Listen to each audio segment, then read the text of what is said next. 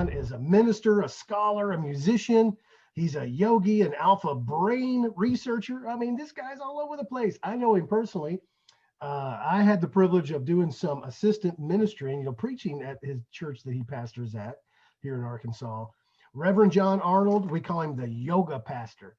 He is really off the chain, awesome. He brings an eclectic mix of ancient wisdom and modern science right here to our event, guys. As pastor, certified yoga instructor, time management expert. I mean, he's really got that stuff dialed in. A tracking and nature awareness educator. He's really a passionate man that really helps people live their life alive. I've learned some of the stuff and some of the Native American and martial arts stuff that we do, something called owl eyes and fox walking, stuff that he learned from some Native Americans. I mean, it really works. I use it in my daily life and I teach it to my clients. John and his wife are ministers in Northeast Arkansas. He's been a minister for over 25 years. There's so much here that I could read. He is a part of Nature Awareness School, Ozark Tracker Society, greatest, animal trackers, North American and Native American elders. Some of the stuff John's got going on right now is this up Monday. He's also leading a webinar on discovering your life purpose. If you guys can jump on, I'm sure John will share that with us. It'll be fantastic. He is a man that has really rededicated himself to health. He's got lots of wonderful things going on. His presentation today, Triggering Profound Awareness for an Epic Life. A lot of stuff about alpha brainwaves. If you don't know about this, it's very sciencey, but it's really good, guys. How to unlock an alpha wave brain state through simple mindfulness and sensory techniques. I don't want to take up any more of his time, but he studied, ancient Lakotan and Yogic wisdom.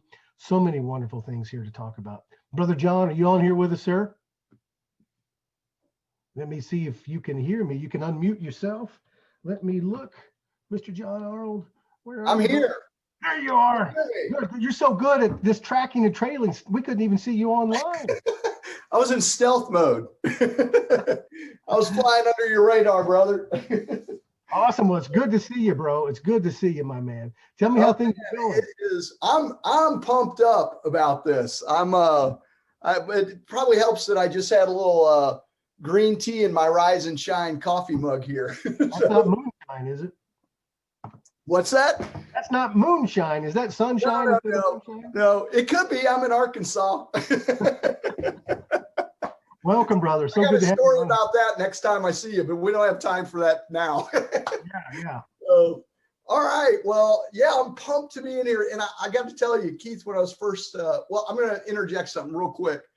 I really like when I do stuff to be a conversation than a presentation. So be sure two things. One, your chat is open because I'm going to actively ask you for some input, feedback. I want you to process what I'm saying as I'm saying it, so that you're fully engaged, because this whole thing's all about awareness. And we're going to get into how your brain, how to supercharge, really balance the activity of your brain, because Keith mentioned alpha brain waves. I'll get into that in a moment. It is a very high level of awareness state. And most of us have suppressed or ignored it. And we have an imbalance of time in that state. And I'll get into that in just a moment. And he mentioned I do have a webinar coming up on Monday where I'm going to be walking people through a really simple 3-step process to figure out your life purpose. There's a lot of mythology out there that prevents people from being able to walk into the fullness of their gifts, their passions, and they don't even know it because they've had these cultural narratives that have been dumped on them that have screwed up their sense of self and awareness around purpose. So I'm going to be demythologizing and rebuilding that on Monday. I can throw a link in the comments if anybody's interested. So, all right. Please do. That said, I'll stop shamelessly self-promoting there. And what's moving us? And I want to move into it with a story. I've been holding out on you, Keith. You've not heard this story, at least I don't think you have. You mentioned all my wilderness studies, and that's where I learned a lot of this brain state stuff. I want to start with a story about coyotes. I have a very beloved mentor of mine, a guy named John Young. Some of you may have seen, he did a great TED talk on emotional intelligence and awareness.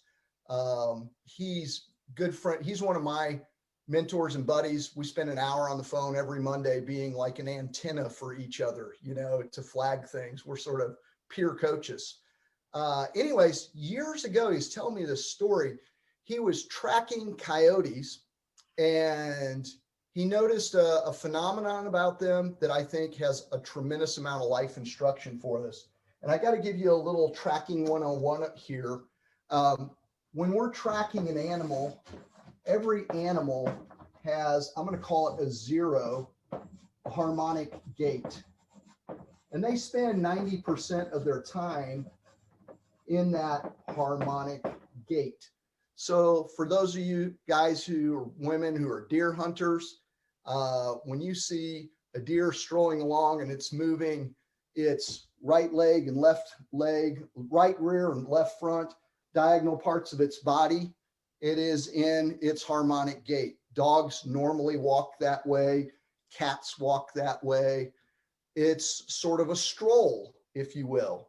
And it is the gait they are in as long as they are not provoked by something to be going slower or be moving faster. So it's their baseline, all right? Makes sense. We call anything above that where you start seeing a stride lengthening out and the gait changing going into a 1+.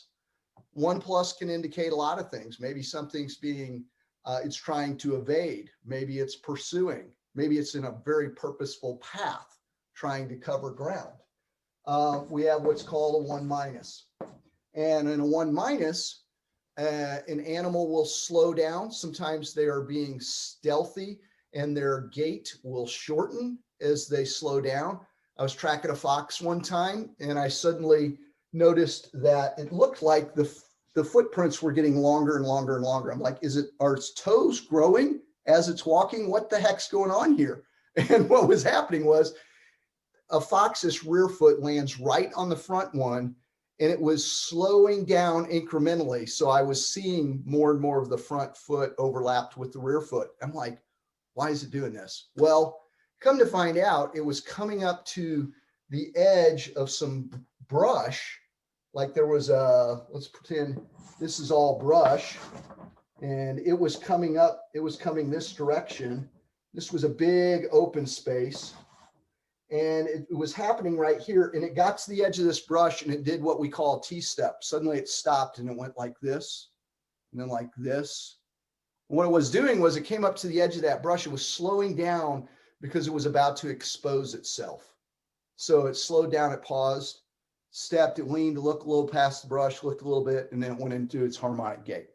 So anyways, we've got these different states that animals walk in. And this friend of mine, he's observing these coyotes, and he notices one day that when predator came into their area, and he saw this repeatedly happen, say a mountain lion would suddenly overlap into their area. These coyotes would go into a slight 1+. And within a week to 10 days, one of two things would happen to that coyote. It would either wind up leaving the region because it's completely unsustainable to stay in a 1+. You know, it was basically living in a low level state of fight or flight. And it was unsustainable. It's consuming way too much energy. Harmonic gait is the perfect balance between awareness, purpose, and energy consumption. And when you start getting outside of that, it's unsustainable. Either they would have to leave the area to get back to harmonic gait, or what do you think is the other thing that happened if they didn't get out of that state and there was a predator in the area? That's a huge clue. Anybody want to guess out there in the chat? They get eaten. So, right? They fall prey. Right? Yeah, they get eaten, man. They fall prey because they're moving faster than their awareness. Okay, when I said those words, did anybody go kind of have an oh shoot moment because you were like, I think I know what a 1+ looks like in my life. I want to propose that most people in American culture and beyond, any Western culture probably, anything that's not indigenous or kids, are probably living in a 1+. Some of you guys, because, and I know this because you're on this call, you're highly motivated and you've come up with like a 2+ or a 3+ you're living in, but it's unsustainable. It will eat you alive. You'll either fall prey to something or you're going to exit what you're in because you feel it eating you alive and you know you can't live there long enough. What I want to do is I want to help you move to where you intentionally come back to a harmonic gait on a very regular basis. What I'm proposing here is that mentally, we can talk about this spiritually, mentally, emotionally. We only have time to look at mentally. We have several brain states, and I'm just going to loosely say that this one here in the middle, we'll think of this one as the alpha. This is that perfect balance. It's kind of a flow state where we're not overextended into fight or flight. Then most of us, though, are in beta. And when I say these things, what these are, they have to do with what the electrical activity in your brain, how fast is it cycling? What is the hertz? How fast is the cycling of your electrical impulses in your brain? And alpha brain waves are slower than beta. Slower than that, we have over here theta. And I'm leaving off a couple. We don't have time. There are some that are out here. There's 2 others, but we just need this here.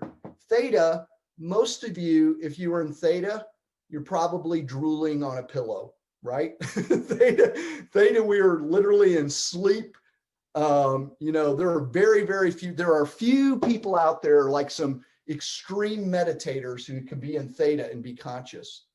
And most of us experience alpha only in a few moments. We experience alpha when we're coming out of sleep into wakefulness. How many of you have ever gone to bed at night and you were working your hiney off on a problem and just finally came to an impasse where you're like working almost against yourself, and you back out of it and you wake up in the morning and all of a sudden, when you're in sort of that nether space between sleep and wakefulness, it's like bam, bam, bam, bam, bam, like clarity comes. Anybody ever have that experience? Give me a little hand love or something if you're there.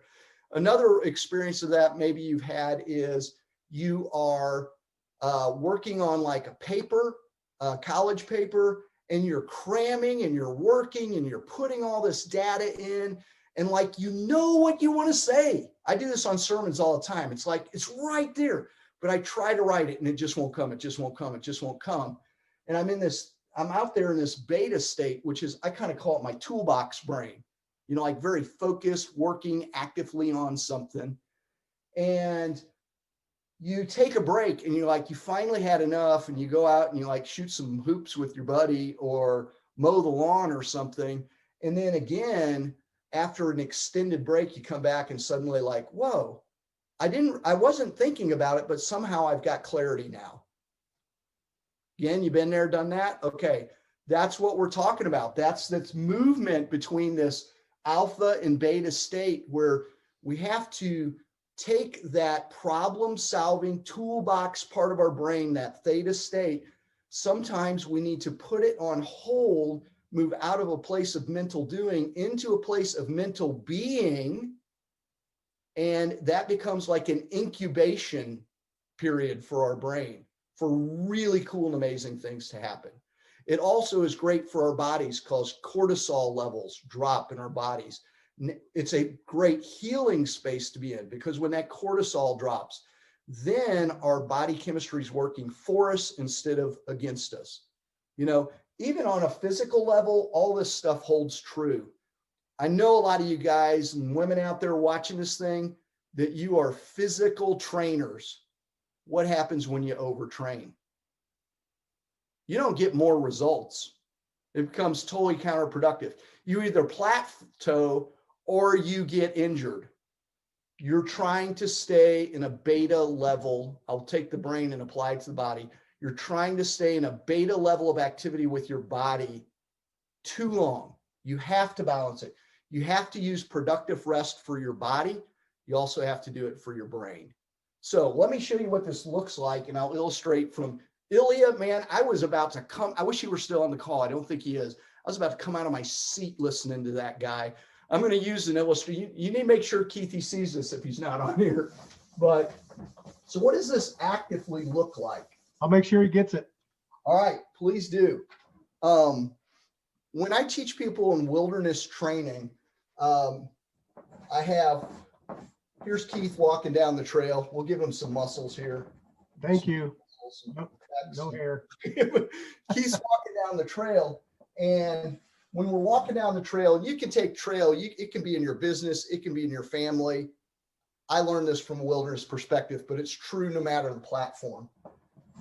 Walking down the trail, we have two spheres that we carry around us all the time. We have a sphere of awareness,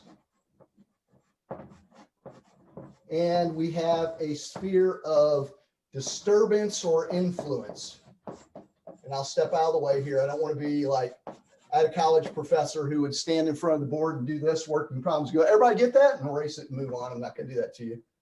Disturbance and influence. And I drew this intentionally this way because I think the average person, particularly definitely in the wilderness, when they're walking along, their circle of awareness is like in here, but the disturbance they're creating is way, way out there. And that's why they never see a deer. That's why they never see a squirrel. That's why they never see anything like, man, nothing in the woods today, but they're just blah, blah, blah, blundering along, making all this noise, and they're not, their awareness is like on their phone, like they're here or something. And ideally what you want to do, I'm going to make my circles in a couple different spots here. Let me use a different color chalk here for a moment. Okay, ideally we want to invert those. We want our awareness to go out way beyond our disturbance. The hunter, the guy in the woods, and this could be in your business, this will make sense in a moment, whose awareness is way beyond their disturbance. What happens is they walk up on a deer and the deer never knows they're there. They had no clue. They had absolutely no idea because their disturbance is here and their awareness is way, way, way out there. And when those things are right on top of each other, you'll see the deer at the same time you're coming up on it. I used to teach this stuff with people, and they would inevitably, I'd get somebody call me up and go, man, I'm working on this and I'm terrible at it. Every deer I walk up on is running from me. And I'd say, dude, like that's a badge of progress. You never saw a deer before. Where you're at now is you have brought your disturbance in to the exact same zone as your awareness. So you're triggering the deer. You guys are meeting each other at the same time. Now let's apply this to Ilya's talk earlier. Was almost everybody there for Ilya's talk? Most of you? Okay. You talked about your saboteur. All right. Let's say you have a saboteur, like he was talking about being like snarky and going after people verbally and cutting them down and that kind of thing as protection mechanism. I know where that guy is if he's lost him, because he shows up in my head all the time. So like he's either got an evil twin that lives in my backyard or he's channeling over here. But when let's apply this to that. So if your awareness of your saboteur is like way, way in here, like I'll give you an example. If you walk in and somebody, like he had a friend, remember when he told you like he had a friend who basically blew him off finally, like had it with him and called him on it? That's because his disturbance was out here and his awareness was here. He was running that friend over again and again and again and clueless to the impact of what he was doing, because his awareness of his saboteur was running circles around him. And he was not able to see it until the damage was too big.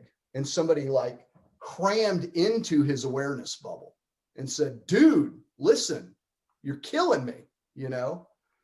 Now, a place of progress for him, if he were moving along and he gets to that place where, you know, like, let's say I've got that with Keith, and I'm always ripping on Keith and, you know, cutting him down so I can feel okay. Maybe they're like subtle digs on him or whatever, you know. And one day I'm sitting there and I'm doing what I normally do on that. And I see this thing flash across Keith's face. Like I catch something in his eyes, or a downturn of his lip, or a tautness in his jaw. And I realize, dude, you just hit a nerve. Your saboteur just did something just now, right? Like I'm catching it in the moment. That's this level of awareness and disturbance. Like you see it in the moment. Oh man, I just stepped on my wife's in a way I should not have, you know? What's great, what would be ideal is that we have such a level of awareness that we are reading the landscape around us and we go, I'm about to walk in a place where my saboteur will slay me. And we know that ahead of time, right? We're living in an awareness where our bubble of awareness is way out here. What does all this have to do with alpha brainwaves? You know, like our alpha place is that place of being and being present and having our awareness extended out beyond ourselves. We're kind of in this observational role. And I want you to think for a moment, just throw in, I would love for you to throw in the comments, what in your life are some of the predators out there? First off, where in your life do you think you're in fight or flight? Where in your life are you in fight or flight? Where are you where your activity and your human doing is outpacing being a human being? And if you're struggling with that, I'll share you a really short story as you're filling in comments, because there's a little delay there. I had a rude awakening of that when I was a young pastor.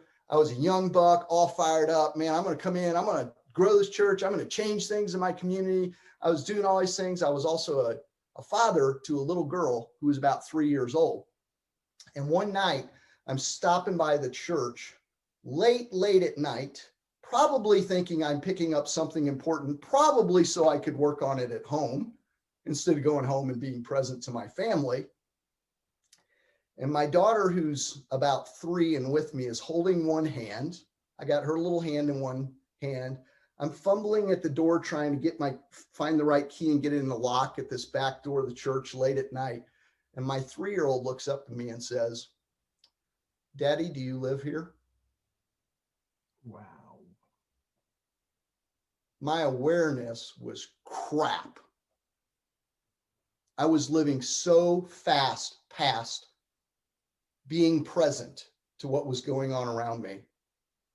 I didn't see where I was my own saboteur, like killing my family, killing me. I was clueless.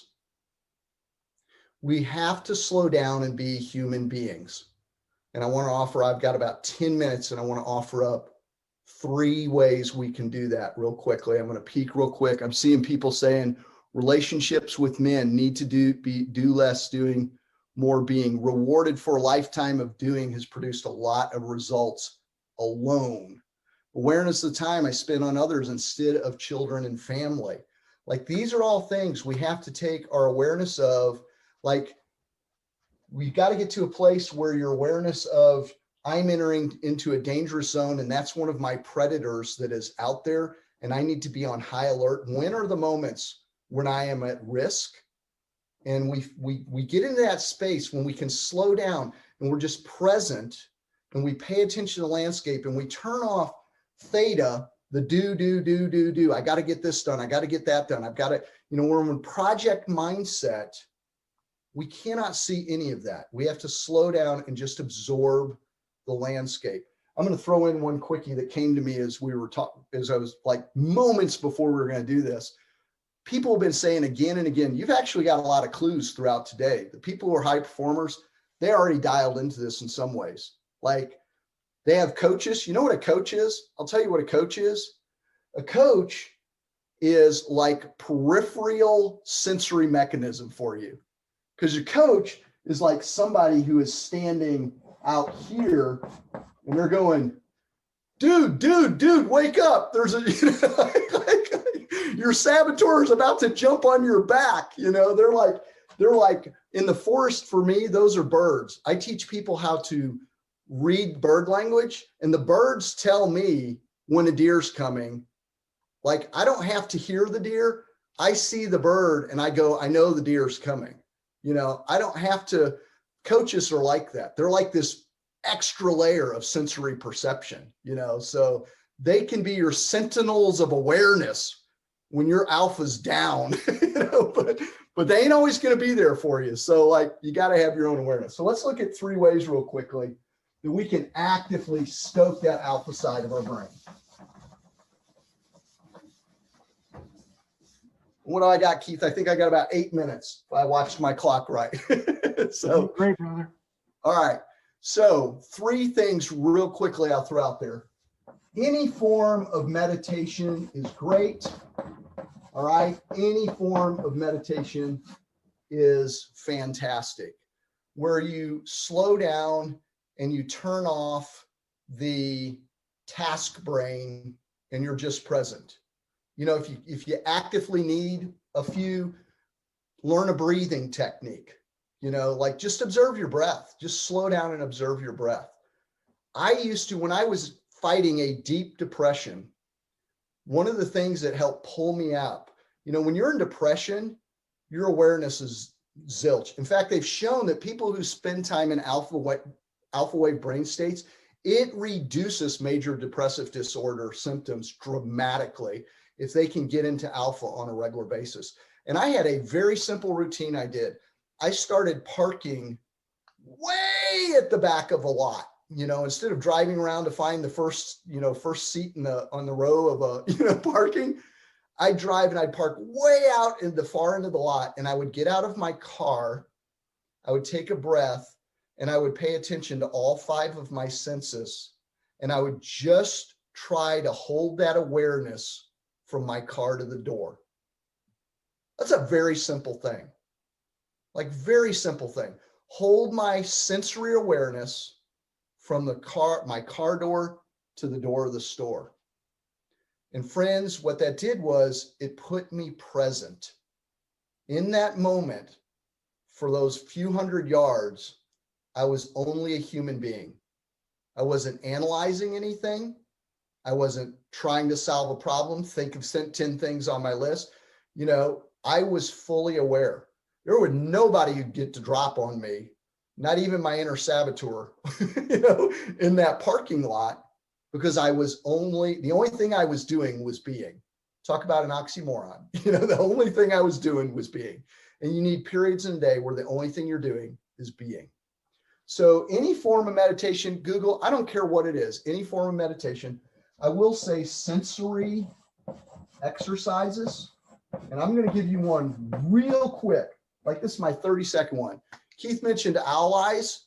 I'm going to take your field of vision and we're going to put it on steroids right now in like 30 seconds. Most of us we use our eyes in a beta way. Like, okay, here's alpha eye usage. We normally, like, you're looking at a screen, but your eye is taking in all sorts of stuff. Take your hands, put them in front of you like this, start wiggling your fingers. And I want you to slowly bring those out and go to peripheral vision and see how far you can get those fingers out there. That's your actual field of vision. Do it vertically. And now, if you open your eyes real big, it'll make me laugh, but also you'll gain about 6 to 10 inches, like on each end, and just play with it. Go out in your yard sometime, and I want you to just stand out there. Maybe you want on a break or when we're done with this, go out in your yard and for about 3 to 5 minutes, just go like this and just hold that. You're going to flip and freak out on how much more you see and take in. Like, because you're going to go out of being in that focused vision where all you're doing is like linearly limiting it down, like you're looking at the world through a paper towel tube. And that's what you do when you're like theta brain, to alpha, like you're going to be here. And actually, if you sit and you practice allies, it will trigger you into alpha. And if you couple it with slow movement, it will trip you in faster. So, and you can just do that for a few minutes a day. And I'm telling you, your brain is going to go into like hyper overdrive. So meditation, sensory awareness, spending time in your senses, anything, I'm going to say unconscious competence activities. And I'm going to put a unconscious competence activities. I'm going to put an asterisk on, preferably if they can be rhythmic. That's even better. Suddenly, I'm not sure I remember how to spell rhythmic. It just seemed like I think I got it right. Just one of those things where your brain goes, wait, how? I don't know. There's a Y in there somewhere. But unconscious competence activities, things where you can be doing something, but you don't have to actively think about it. What that is it's like a little, it is a distraction mechanism for the theta brain, so the alpha brain can float to the top. John's mentor, a guy named Tom Brown, who's arguably the best tracker in the world, and I've taken multiple classes under Tom. Tom had a story in one of his early books where he was talking about an old Sufi who someone came to him and this demon was going to consume him. And he said, what do I do? What do I do? You know, this demon's going to consume me. I mean, it was great at first. He was a genie who anything I asked him to do, he would do for me. I said, hey, I want a kingdom. He said, poof. And he built me this kingdom. I want money. Poof. He brought me this money. But the problem is I made this deal with him. If I can't come up with something for him to do, he will eat me alive. And so the Sufi reaches up and he's got this big, great beard, because all great Sufis have big, great beard. He pulls out this kinky hair and he hands it to the guy and he goes, next time you see him, hand this to him and tell him to keep it straight.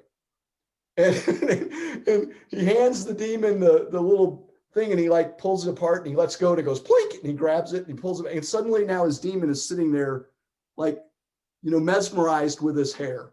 When you do these things, you're throwing your theta brain a hair. Like you got to give it an unconscious competency, because your theta brain will eat you alive if you don't have a task for it. It will just start eating you.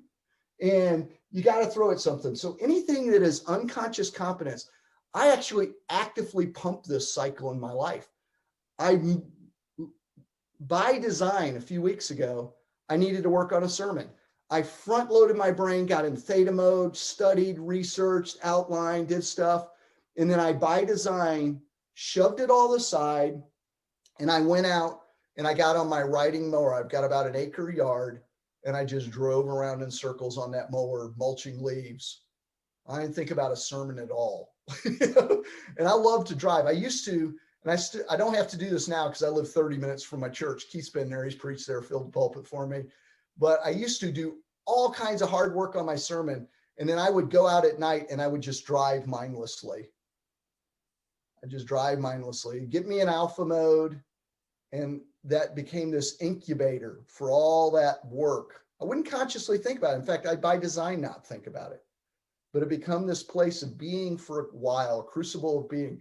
It's no coincidence like Gandhi sat around like weaving for hours and hours at a time. You'll find people who, anything that's artistic, because art, the process of creativity, there comes a point where it's about being and listening, right? It's just being present. If you are a musician, rhythmic stuff actually creates a slowness in the mind and the body. Things that are rhythmic, if you are a musician, go out and play your instrument, but do not work on a piece, all right? I'm telling you, don't pick something out you're trying to learn. This is where you pick up, Keith, you're a guitar player, right? You pick up your guitar and you just grab like 3 chords and you just play with them, like whatever feels right, because in that moment, you're just being. You're listening to the instrument, you're listening to your heart, you're kind of just going with the flow. You don't pull out a piece of sheet music you're trying to learn. You've just said, hey, theta brain, wake up, and what I want you to hear and understand is not theta bad, alpha good. No, we need a balance. They play roles in our life. The problem is in our culture, we have suppressed the alpha brain and ignored the alpha brain so much that we are living in fight or flight mentally, and it is not sustainable. We're going to get eaten. We're absolutely going to get eaten. And I better pause or shut up there because I need at least a couple minutes for some questions or something there. Is this helpful? Very helpful. Wow. How to Good go do stuff. Nothing. If I fired you up to do nothing. You got us all in this alpha brain state, bro. I mean, really good stuff. I've got a question for you while some other guys type some in. You talked about, the theta and the alpha and the beta. I mean, really, you laid that out so well, man. There's so much to learn here. And thank you for sharing that. If you guys will notice, John just shared this webinarjam.com here for us. For him. Yeah, that's the link for Monday. I didn't want to forget that before I got out of here. Yeah, I was going to ask you for that. Good. And so when people, unconscious competency, we become masters of things, some that we want to master. Sometimes we're masters of things we don't want to be a master of, right? Right. How can we replace bad habits that serve to try, an effort to try to get us into an alpha state?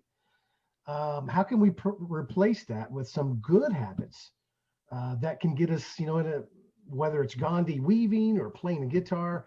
I mean, how can we get rid of things like TV and addictions? What are some of the things that you found? Well, several people I think have used the term ritual, earlier. And the great thing about ritual is that ritual, when you turn something into the level it's a ritual, that you do it all the time and you do it essentially the same way, it becomes you're getting into an unconscious ritual at its finest state is an unconscious competence activity for you, right? Because you have a norm for how you do it. You want to build in rituals that are rituals of awareness, and what it will do is it will trigger, when you spend more time in alpha, it's really truly boils down to spending more time in alpha, because you will become an observer of your own behavior, and you will find yourself, you won't make any conscious connective, but if you spend time, like say a journaling ritual, a lot of these high performers here mentioned journaling, you're being present to the moment. And if it's a ritual for you, you are moving into almost that uncompetence, do stream of consciousness. There's a woman who has a book called Artist's Way, great book. She talks about morning pages where you just fill out 3 pages, stream of consciousness. Don't force anything, don't process anything per se, just stream of consciousness, 3 pages every morning. I guarantee you, and this is like, you're going to think it's like voodoo, like, how did this happen or how does this work? But I've seen it, it's predictable. You'll suddenly be uncomfortable sitting on your couch, turning on Netflix. You've got too much self-awareness now. Like you will find yourself, you won't know why, but you will find, because what's happened is your level of pattern awareness escalates when you spend more time in alpha. So your bad patterns, whether you work on them or not, if you'll just spend time in alpha, your bad patterns will actually begin to make you more and more and more uncomfortable. Keith, I was doing this. We were teaching a wilderness class one time, and we just kept sending people out in the woods doing a sit spot time where they do sensory exercises. And I'll never forget, this woman at the end of the week came out of the lecture hall on a break like she was in a 1+, but in a bad way. Animals, when they go into predatorial mode, these diagonal walkers like deer and stuff, they move one whole side of their body and then the other. Like, did you just see how threatening that looks like? Just boom, boom. Okay. So she gets up from a lecture. She walks out of the building like this. I'm like, oh man. In fact, you ever see somebody walking at you like that? You're like, you just get out of there. Okay. because their brain, they've literally shifted into a predatory brain state. And she reached in, she pulled out her day timer and threw it in the lake because she had spent so much time in self-awareness being that the doing that was out of true with who she was became so painfully aware to, so obvious to her, so painfully obvious to her. She threw her day timer in the lake and like vowed to go home and do something about her job. Wow. Did we have a single discussion about her job? No. We said, go sit out by the tree and come back and tell us what you heard the birds say. That's what we did. Sweet. So you know what I'm saying? We just brought her to alpha, brought her alpha. You just need to get a healthy balance of alpha in whatever way you can find it works best for you. You know, the moment you, I think you were looking for an answer where I was going to tell you like a tool or a mechanism almost, you know, but guess what? That's like a theta approach, right? You know, what you were saying was, how can I theta this alpha thing right now? Like, how can I do that? How can I make You answered my question about how to you do get it. in that you just got to readjust life to where you are spending more time being as a ritual in life. And you can convert daily rituals to do this. One of the things I teach in yoga, we have this practice called saucha, simplicity, purity, cleanliness. And we'll teach people like your shower time. I'm going to give you one right here. Do this tomorrow. Shower time. What if you treated your shower time as a ritual, not a routine? Yeah. Meaning like you got in there and as you're showering, you're like, I am taking care of my body right now. Or I'm washing off sin. I'm a pastor. I got to throw that in there. I am putting on righteousness. I am, you know, like where you just fully got present to showering. How many of you, okay, I know if you don't raise your hand, I think I'm going to challenge you and say you're probably a liar, but how many of you ever been taking a shower and halfway through the shower, you're like, did I wash my hair yet? You know, yeah, right. There's no ritual to that, baby. You're so lost in routine. Like there's no awareness. You're total theta mode. You're so theta there. You don't know if 2 minutes later you took goo and spread it on your head and scrubbed it in and washed it off. And you don't know 2 minutes later. Like, is that the epitome of theta or what? Like, what if every time you took a shower, you made it a ritual of, I am taking care of my body right now. I am present. I am cleaning. I am, and maybe even make it something really symbolic for you. I am getting rid of my old habits, even as I speak. You know, they're going down the drain, but get consciously present to that activity. Again, showering, what kind of activity is that? It's unconscious competence, right? That's why you washed your hair and you didn't know it. I get the second gob of goo and I'm like, I can just tell immediately by the feel of it. Oh, I did that already. What am I doing? So does that help? Does that help? It does, brother. I'm getting all kinds of private messages about this. All right. And one of the things John and I have talked about is doing something together coming up where we have a retreat, where we do something on this and spirituality. I've seen John in action. It's really great, guys. John, thank you so much, brother. Thank you so very, very much. And all right, guys, yeah, let's hear it for John. I'm gonna turn my camera off. You guys let me know. John, fantastic, bro. I can't get enough of you. I really can't. You guys are Welcome doing anytime you want. Thanks, brother. Thanks. Hey guys, talking about moving, right? We're not doing another boxing section. What we're doing now is